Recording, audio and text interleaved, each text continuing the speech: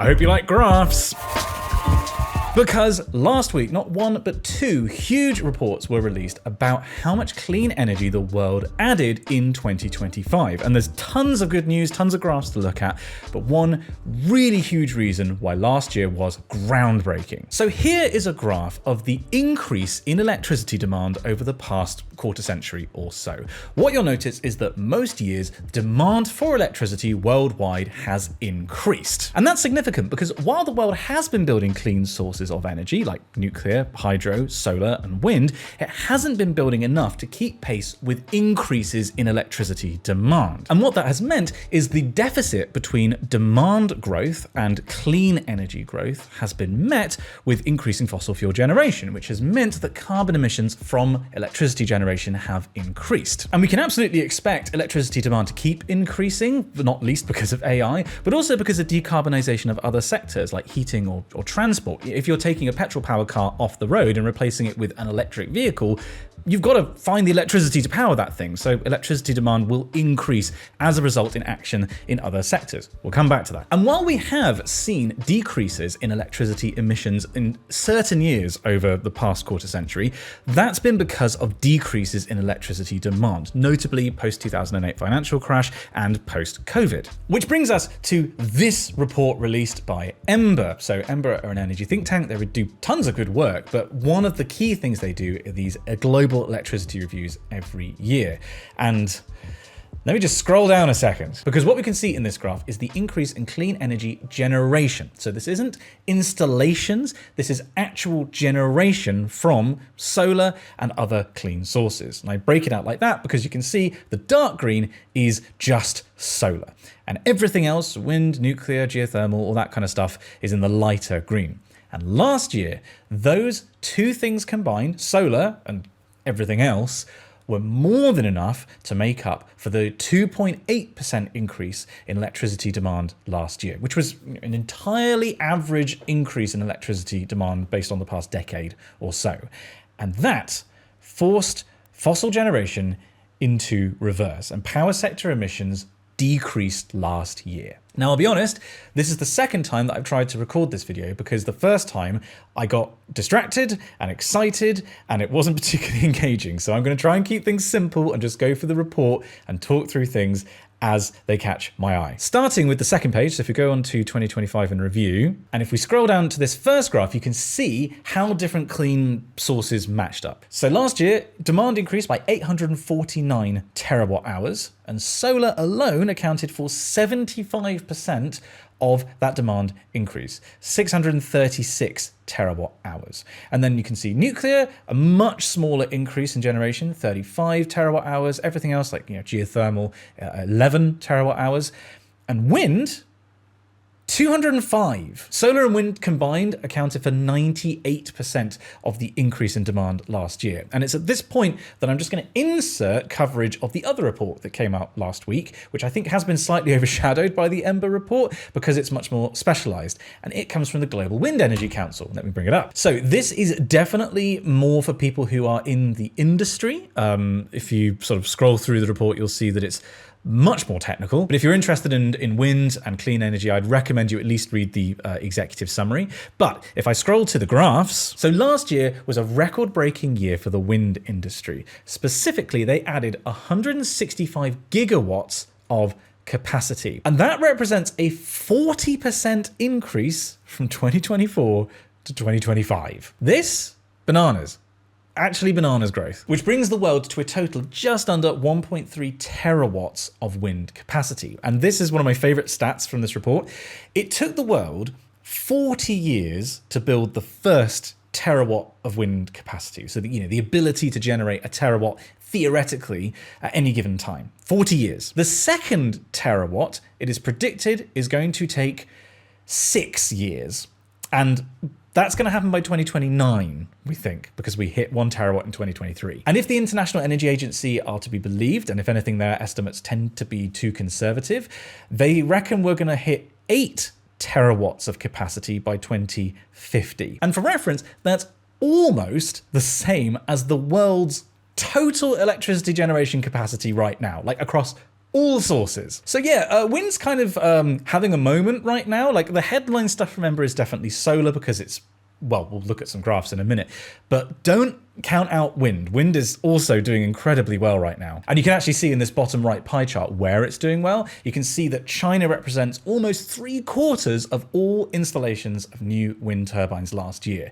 Just like to remind you that when Trump addressed the United Nations, he said this. And most of them are built in China, and I give China a lot of credit. They build them, but they have very few wind farms, so they barely use them. You know what they use? Coal, they use gas, almost anything, but they don't like wind. Which is wrong.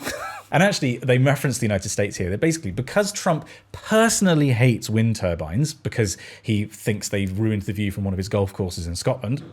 I wish I was joking, that is actually why. And they highlight that the US installed 7 gigawatts of new capacity last year, and installations grew 71% year on year. Now, that's almost certainly not going to continue into next year because the Trump administration is really pushing back on wind, but you just know that he hates that. Anyway, I'm going to go back to the Ember report now. If you're interested in wind, go check this out. I'll leave a link to both of these reports down in the description. So carrying on from this graph, what do we come up against next? Ah, yeah, this one. So one of these graphs is not like the others. This is showing the year-on-year change in electricity generation. Again, not capacity, generation by source. And you can see that solar is just exponential. Wind is seeing really steady growth. It is, year-on-year increases in growth, whereas hydro and nuclear in particular are just bouncing around, averaging at about 0. But there's a cool factoid here, which I'd just like to draw your attention to, which is the numbers. So the numbers represent the rankings for the biggest changes in an energy source year on year. And you can see that number 1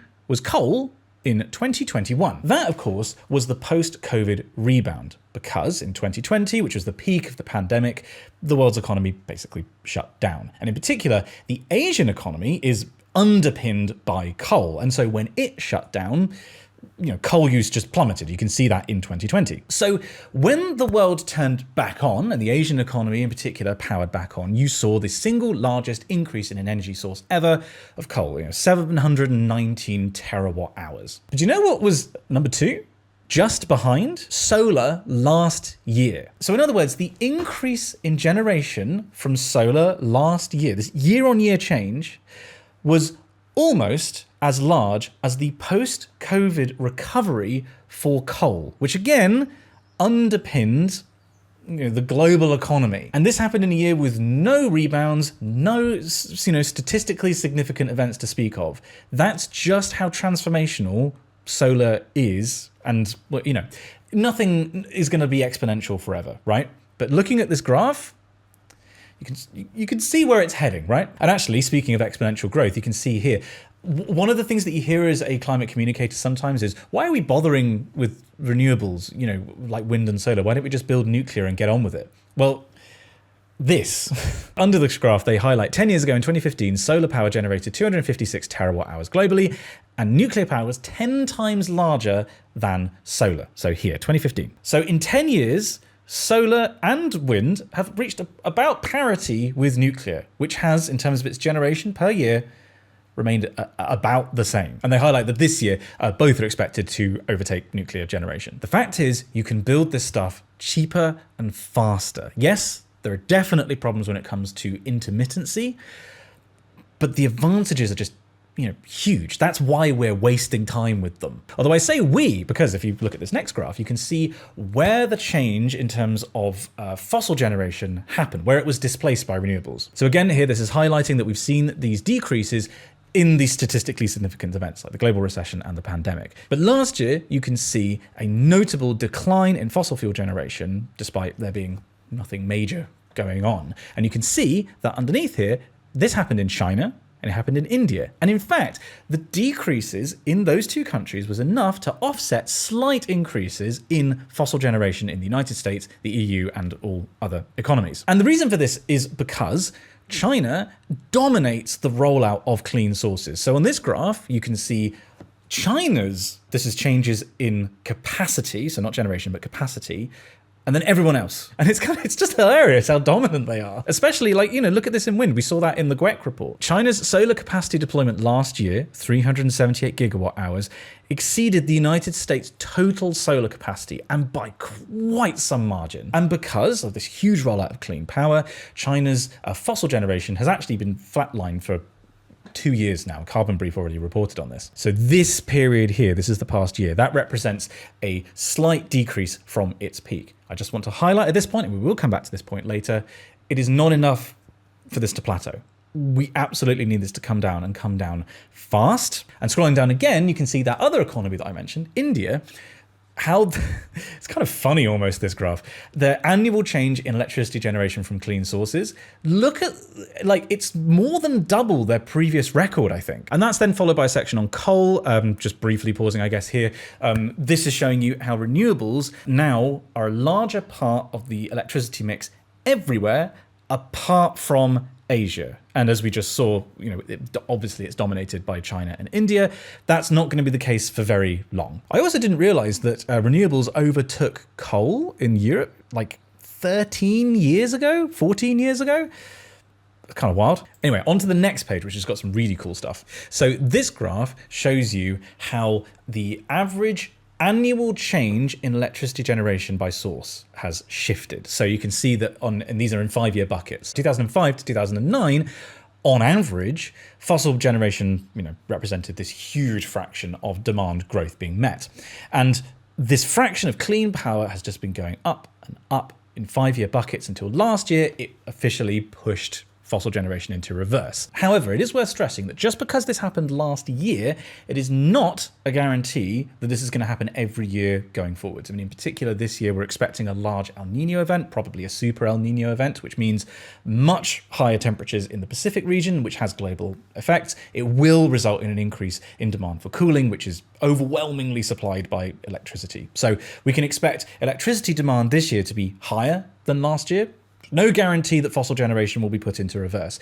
But what you can see in this graph is that when you look at these 5-year averages, there's a very clear trend. And the 2025 to 2029 average, well, I mean, it's anybody's guess, but it's probably going to look a bit like the 2025 one. Then they have a section here about how China has represented basically where fossil fuel emissions, or CO2 emissions rather, have increased. And, since China's growth has now plateaued, it's basically corroborating what we've already learned from this report. And then they also highlight some previous work they did on India. I actually did a whole video about India not taking what they call the fossil fuel detour.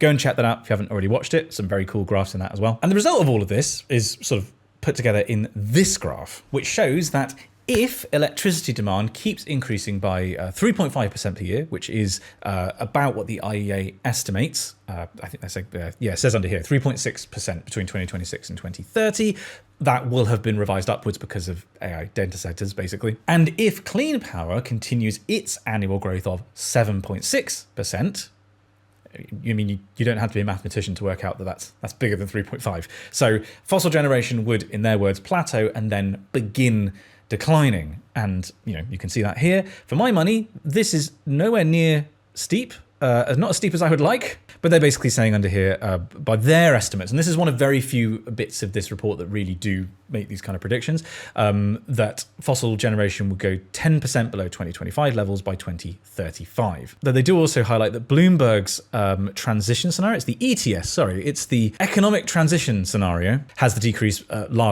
twice as large, 20%. And it's also worth saying that this will not have accounted for everything that's happening right now. Is this the time? Yeah, this is probably the time to say this in the video. So right now, the world is obviously in the middle of an energy crisis that's been caused by Trump's war with Iran.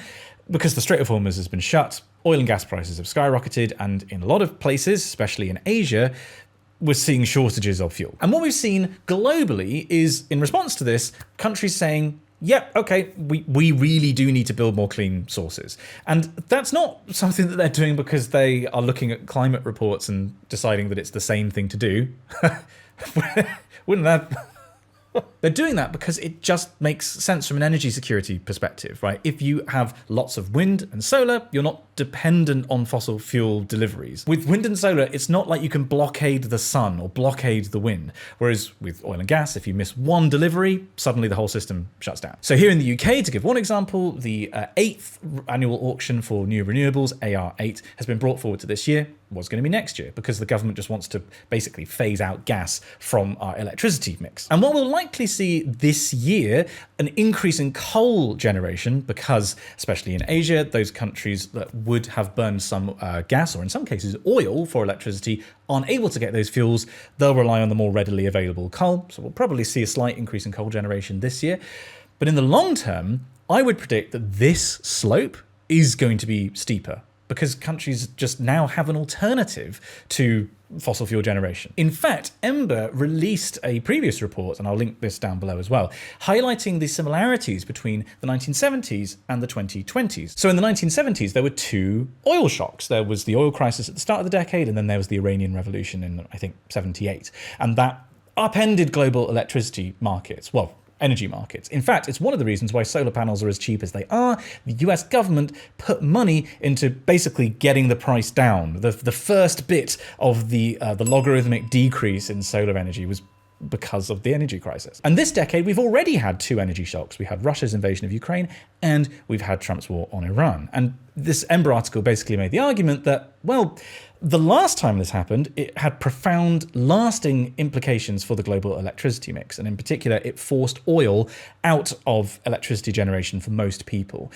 And this time around, we can kind of expect a similar thing, right? Like we can expect similarly large changes to the energy mix. And in particular, now that we have cheap and easy to install and quick to install alternatives in wind and solar, you're probably going to see a structural shift that will sharpen that decline, which is, to be clear, definitely good news. And just to spell this out like very explicitly, right? This report is just looking at electricity, okay? And electricity and heat, which tend to be combined together, are the largest source of global emissions. Together, they're about a third of total emissions. And most of the climate solutions that we have to other polluting sectors, notably transport and heating, rely on electrification, you know, respectively electric vehicles and heat pumps. And this graph is significant because it says you can increase electricity demand partly because of electrification of those other sectors, and decrease the emissions from the power sector because you're not relying on powering those things with fossil-fueled electricity. In fact, just to give the specific example of EVs, we can go down here to look at this chart. So what this is showing is the annual electricity demand that's being used for electric vehicles. And you can see that there was a big jump from 2024 to 2025. But commensurately, there was this big decrease in the amount of fossil fuels being burned. They show you that in 2025, EVs meant that you weren't burning 1.8 million barrels of oil every day.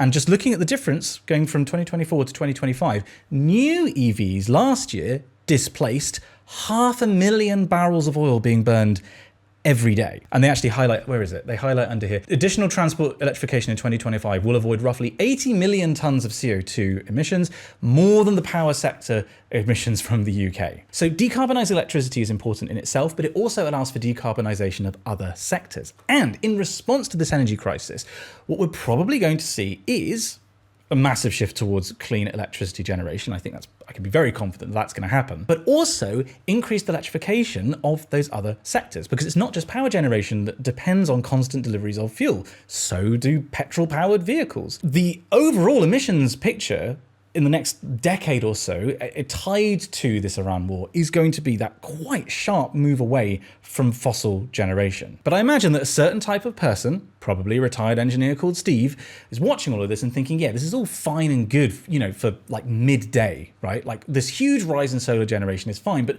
you don't just want electricity at midday. And yes, that's correct, which is why there's a very exciting couple of graphs. In fact, my favorite graph from the whole report is down here in the bit about batteries. So in their words, as of 2025, the rise of solar is first and foremost a daytime story. Fair enough. So this graph is kind of a weird one. What this is showing is that across the entire world, world in May, on average, the peak solar generation represented 25% of all electricity demand. And in some countries, it was much higher. Greece, you've got 74% in June. Hungary, you had 91%. Hungary is a real solar leader, and I feel like nobody talks about that. In China, you had 30%, US 24%. But across the daily average, it's obviously less because you're not generating solar most of the half the time. But going down, this is changing because of batteries. So, it's famously, the price of solar panels has dropped exponentially, right? They're now the cheapest form of energy ever. But battery prices continue to absolutely plummet. And you can see that there's a tale of two graphs. As they get cheaper, the storage additions just go up and up. That's another exponential graph. And so combining that with the other exponential, you've got exponential rise in solar, and then underneath that in the blue, you've got this exponential increase in battery storage. And what I think is really cool is that even as the amount of solar has been skyrocketing, the share of new solar generation that can be shifted to later in the day with batteries has also been increased. So 14% of all the solar generation added last year could actually be used later on in the day. Still only 14%, but that's significant because let me show you my favorite graph in this whole thing. So what you're seeing here on the bottom is the spot price in Australia of electricity. So this is the price to just buy a megawatt hour of electricity at a given time, which will fluctuate depending on the different sources that are available. And of course, also fluctuates depending on demand. So in the evening, you can see here at 6 p.m, big spike in electricity price because everybody wants it. They want to go home, they want to cook their dinner, put the kettle on. Is that a thing in Australia? Watch Netflix, whatever it is. Except this was last year, 2024, I should say, this huge spike. 2025, look at the insane price difference. So the peak here in 2024, Q4, so, the Australian summer, $464 bucks. 138 is the highest that I'm seeing down here in 2025 over the same quarter. And during the day, you have basically free electricity. In fact, there are several times when you were paid to take electricity off the grid because there was so much solar. But above that, you have the proportion of the time when battery storage set the price. And you can see that it's like the flip. It's the mirror image of the graph underneath. In Q4 2024, it would be 21%, 22% at the time at its absolute peak with batteries setting the price. Almost doubled in Q4 2025. There are so many batteries now available in Australia combined with solar that you are massively tamping down the price and reducing that fluctuation from the middle of the day to the evening. And this is 1 year of difference, the difference a single year has made to the electricity price. And they basically say this at the bottom, right? Batteries are ready to unlock the next stage of solar growth. I've said this for a couple of years now. Solar has been the big story so far, this exponential rise.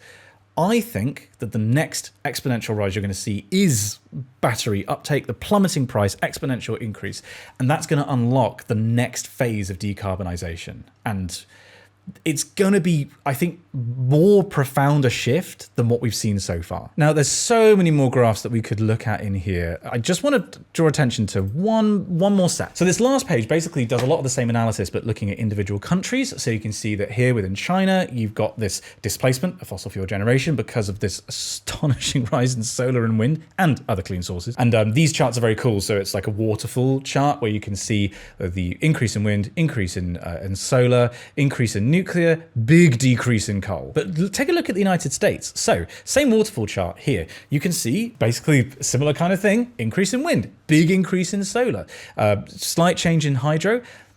Look at this, a big increase in coal and a almost commensurate decrease in gas. I call it clean, beautiful coal. Which has not been the case for the past couple of years. Coal is definitely in terminal decline in the United States. Last year was a kind of perfect storm because you had higher gas prices, but also you have somebody in the White House who's artificially keeping the coal sector alive. That is going to massively drop off If it's not next year, it's going to be in the next couple of years. Because actually they say it here. In the 4 years since 2021, clean power met 88% of demand growth in the United States. And the share of fossil generation in the US has declined over the past decade from 67% to 57%. And coal power has fallen by nearly 2/3 since its 2007 peak. And here, gas to coal switching in 2005 caused power sector emissions to rise by 3.1% because coal is more polluting than gas. Also, a nice little barb here. The US power sector is undergoing a policy shift with support for low-cost renewable technologies being scaled back in favour of measures to sustain fossil fuel development. Nevertheless, wind and solar still met 74% of electricity demand growth in the US in 2025. And then the last one I just want to draw attention to is the EU. So this is a very interesting graph. So wind generation actually decreased by 12.4 terawatts, so a 2.5% decrease following exceptionally low wind speeds at the start of the year, which, you know, the nature of these renewables, they are intermittent. They will have different outputs. And so, you know, that will come out in the wash. But past the extraordinary increase in solar generation, huge decrease in hydro. And that's partly because the previous year was actually a very, very good year for hydro in the EU. So again, with hydro, we saw that previously, it sort of comes out in the wash. And we see this big increase in gas generation. They say here, EU gas generation rose by 8%, though it remained 18% below its peak in 2019, an increase mainly driven by low hydro output due to reduced rainfall. So if it wasn't for that big drop in hydro generation and the, you know, increase in gas generation, EU electricity generation would have also shed fossil generation overall. So last year, you know, globally, we saw this decrease, but within the EU, which is a significant market for, you know, electricity, obviously, you could have actually been even better. And look at that, European emissions from electricity generation over time. Oh yes, and there is the equivalent for India. Big decrease in coal. Look at that. That's beautiful. Russia, what are you doing, hun? Look at all share of wind and solar and electricity generation. Everyone else telling him Russia's like, no. No, thank you. Yeah, big drop in electricity demand because of unusually warm winter temperatures in early 2025. Wonder what could be causing that. Okay, so that's having gone through the report. I'm just going to do the standard disclaimers that I feel like I have to do right now. 1, have we fixed the problem? No, the world is still on a trajectory to a perilous amount of warming, and the drop in fossil fuel use for electricity generation is only part of the total picture. Overall emissions actually did decrease from 2024 to 2025, but a lot of that had to do with changes in land use. When it actually came to energy emissions, they still slightly increased last year. So not good enough. 2, is the change that we saw this year enough to get us on the right path? No, the change in electricity generation emissions is, you know, it's there, it's negative, which is great, but it's not big enough to put us on a livable trajectory. 3, if we saw this rate of change in the electricity sector every year, so like the second derivative, would that be enough to keep us on a livable trajectory? No, probably not. We saw that in this graph. Based on Ember's predictions, which again, pre-Iran war, it's not enough to bring this fossil fuel part down this slowly. But if you asked me what we needed to do in the power sector to bring us onto a livable trajectory, it would look a lot like what we saw in this report. It would look like this structural shift in where the world gets its electricity and thus its energy from, that we can clearly see in those 5-year buckets. Over time, the world has been rolling out successively larger and larger amounts of clean energy such that we can start displacing fossil generation. 2025 is, I believe, and I hope, the thin end of a very thick wedge. What we need to do now is keep doing what we're already doing and just move further and faster. And we need to remove roadblocks to progress. Couldn't be thinking of anyone in particular, could I? In fact, if I show you their conclusions at the end of the report, with clean power expected to continue to exceed electricity demand growth, the stage is now set to deliver fossil-free growth both inside and outside the power sector. Again, decarbonising sectors like transport, like buildings, like heating. It's going to be doubly effective if you have clean sources of electricity. And further, the immediate task for policymakers is to eliminate bottlenecks in grid infrastructure and regulatory frameworks. Moving away from fossil fuels enables a necessary upgrade to a more secure, resilient, and stable global power system. The fact is, this energy system that we saw being built last year is just better. People aren't just doing this because it's the best thing for the future or for the environment. It's because it is more resilient, it's cheaper, it's more secure. It just makes sense. Now, watching this video, 2 things you may have thought were how do I get in on this? And secondly, how much better would this be if the US was doing more? Well, if you live in the US, there is a community of investors who are using their money not in utility scale solar and battery projects, but in community scale clean energy projects in the United States. Now, I am not a finance person, and importantly, this is not financial advice. But this community, which is called Climatize, is doing something really interesting that I've personally not seen before. And yes, they did sponsor this part of the video, but I wouldn't be talking about them unless I thought they were good. Basically, Climatize features American companies seeking investment in new clean energy projects, with the entry fee being as low as $10. And unlike some other community energy investment vehicles, you don't end up owning a share of a project like a solar farm and getting a share of its generation. Instead, what you do is provide a share of the upfront capital needed to get a new project off the ground. And then when the project reaches its funding goal, you can start earning returns. But we are talking about investing. There's always a risk that the project doesn't succeed or you lose your initial investment. And by putting money into a project, you're basically issued a bond. So these investment vehicles typically give quarterly interest payments at a predetermined rate, which you can find on each project's offering page on Climatize's website. And then at the end of the project funding term, which you can also find on their website, you get your initial investment back. Obligatory returns are not guaranteed. All forms of investment carry risk, and that includes delayed interest payments or even the loss of your initial investment. But while Climatize is only turning 3 years old next month, at the time of recording, it has already raised $16.5 million for new clean energy projects and returned over $4 million to investors. And because of the relatively small scale of the projects they deal with, remember these are mostly community scale projects, they don't anticipate that the Trump administration is going to have a problem with what they are doing. They haven't so far, but nothing's guaranteed. If all that sounds good to you and you're based in the US, then use my code SCLARK, all caps, to get $50 of investment credits added to your initial investment once your profile has been set up. And I'll leave a link to do that down in the description. That code again was SCLARK, all caps, for $50 of additional investment credits, with thanks to Climatize for sponsoring this video and for pushing the transition along in America. Thank you for watching the video, and a special thank you to all of these people. These are my patrons. Every video I randomly shout out 3 patrons who support me over on patreon.com/SimonOxFizz. And the way I select them is by running a marble race. So Dominic's at the front at the moment, Scott, lots of people dropping out of the cause, just like fossil fuels dropping out of the global electricity mix. Good grief, some people really are far ahead. Who's that? Anže Cesar? Oh no, goodbye. Oh, the pack are closing in now. Sergio Diaz is caught up with Andreas Memel.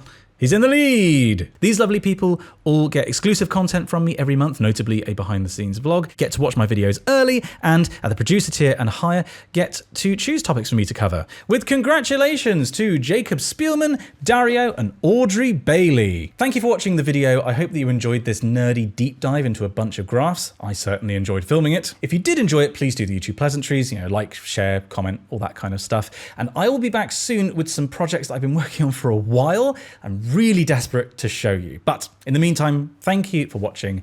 I'll see you in the next one.